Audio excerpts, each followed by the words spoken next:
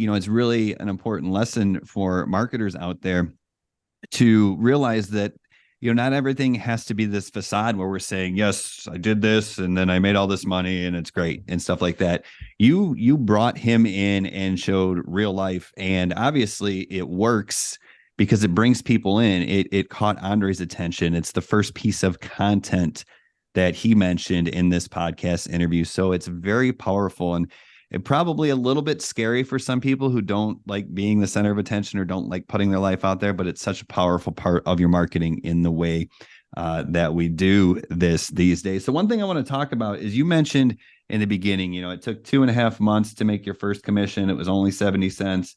But then 2.5 more months later, you're up to 10K. But what you have mentioned is the traction. You've mentioned traction a couple of times. And to me, that's super important, because when you're first getting started, when you're 2 months into it and you've invested $2,500 or $3,000 and you're not making that back yet, you have to look for the positive signs that show that, hey, this is working.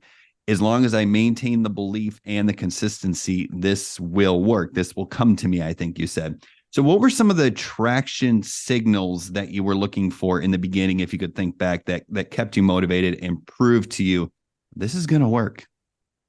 Yeah. So followers, like straight on, like likes and followers. And I love TikTok platforms, even though that banned me multiple times.